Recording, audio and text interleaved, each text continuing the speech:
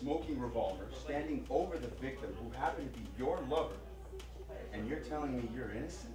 Sometimes you do what you're not supposed to do, but it's the right thing to do, even if there's a nutty law against it. There's no getting around the fact that you committed murder, Miss Varnish. Listen, I may have socialized with murderers, worked with murderers, slept with murderers, but I am not the company I keep.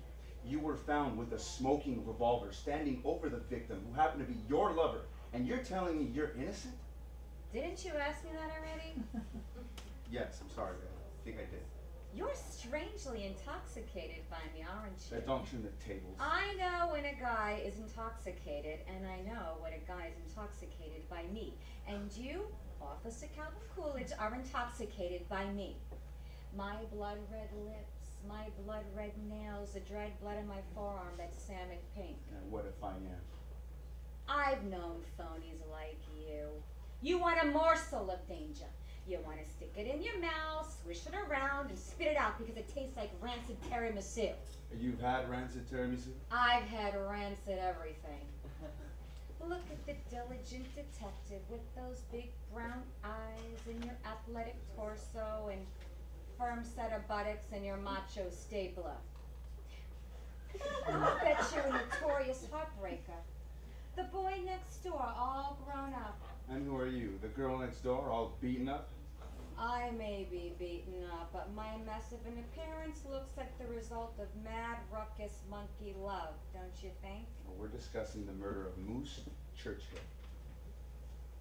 You don't get it, Officer Handsome. No one deserves to be dead more than that deadbeat bastard. Do you happen to have a decorative pillow? This chair is agony on my ass. No, I don't.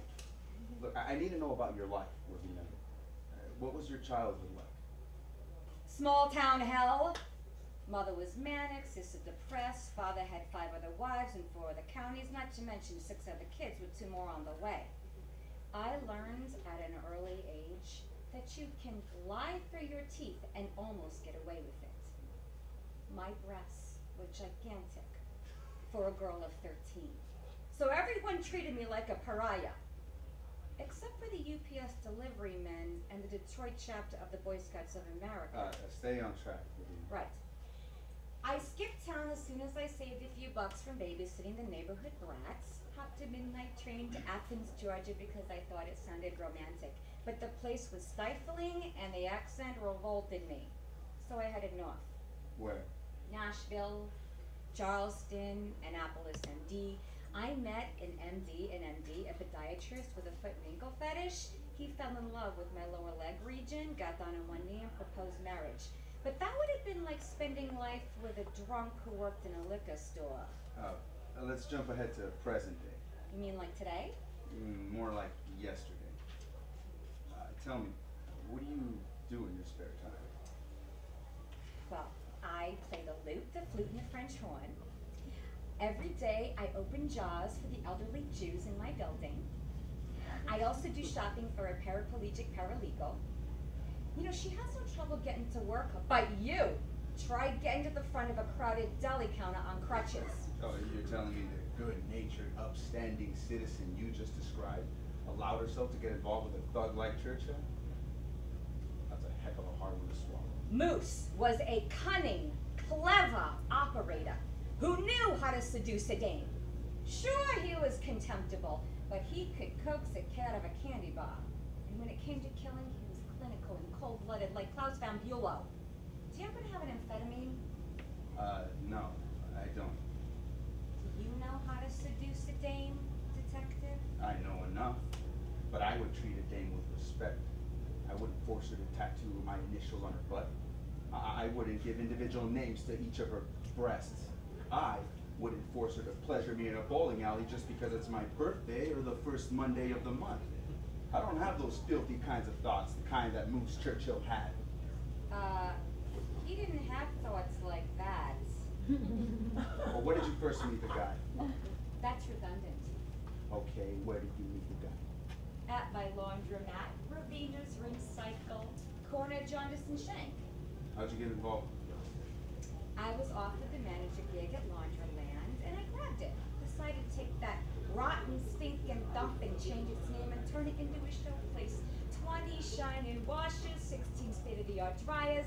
Every 100th load in number 7 got a prize. The proceeds from every sheet of fabric softener went to the Matcha Dimes. I got such a kick strolling up and down the aisles, watching the dingy whites become snowy brights, checking out the different kinds of underwear in people's loads. You know how to get blood stains out of a polyester shirt? Pour hydrogen peroxide on it and wash it in cold water. Thanks for the tip. That place, it was rocking with excitement. I hired guest speakers, played modern jazz, even had a bulletin board where people could put up index cards looking for work, apartments to rent, or deviant sex partners. For the first time in my life, I had a purpose. I wanted to succeed so bad. Eventually open up a chain of laundromats across the tri-state area. And I wanted to share my success with one special someone. You really are romantic. I was Catherine, searching for Heathcliff. Heidi, searching for Seal. But I was in a good place, detective. Swimming in quarters, floating on hope. And every few months I do an intimate Saturday night soiree. And that's where I met Moose. Yeah, I don't get what a gal like you sees in a guy like that, except for pure animal attraction. And I know about pure animal attraction. A long time ago, I was obsessed with a gal named Prudence Lippincott. Lips for short. Blue eyes, orange hair, bouncing breasts. Let's just say she wasn't the type to take to Thanksgiving dinner with her relatives. She was the sort you feel up in the backseat of a Chevy when you've had too much tequila on a Tuesday night. But did I do that? Did I open up the rear door of my Chevy Tahoe and shove lips inside? No siree. Never once did I lick the lips of the lipstick. Never once did I thrust my tongue inside the luscious lips of the luscious lips. All I did was fantasize from afar, for Pete's sake. And I tell you this to illustrate the fact that some people resist temptation. Some are capable of self-restraint. Well, bully for you, detective. I guess some guys are born knowing how to keep their tongues in their mouths. Yeah, I get what you're saying, Ravina. All right. Did you know that Churchill's past was peppered with pandering, perjury, battery, burglary, tax evasion, embezzlement, and murder? Sure, I knew that. But he told me he was trying to turn his life around. Said he wanted to teach kids. Teach him what? How to load a firearm in 4 seconds flat? Why the heck did you shoot him? Because he was gonna shoot me. Shut me up into little pieces and throw me in washer number 6 on the eternal ring cycle, literally. You'll have a tough time convincing a jury of that. You thought about an attorney? Of course I thought about an attorney. What do you take me for? What do you want, Timmerman? Get out. Zimmerman? No way. Addison Updike? I wouldn't let that albino bastard fix my visible panty line. I want Daphne Churchill Ben David. I'm sorry, but the sister of the deceased victim cannot represent the defendant. What? Is this some nutty law against that too? Well, no. Good, because she's the only one who can save my hide. I can't go to prison.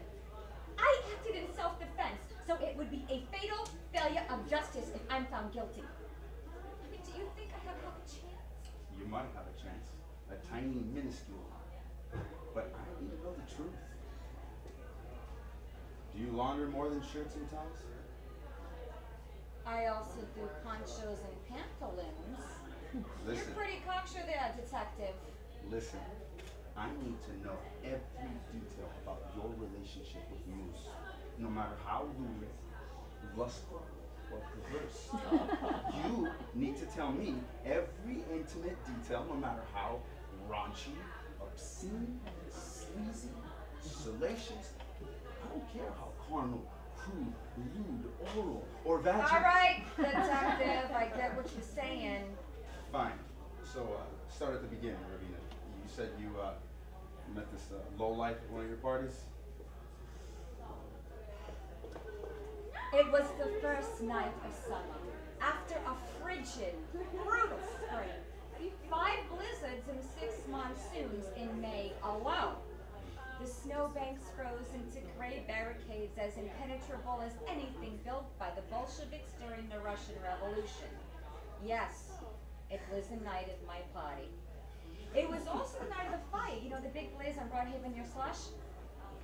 I was dressed for my Saturday night soiree in buttercut yellow, scoop, silk number, casual, but elegant.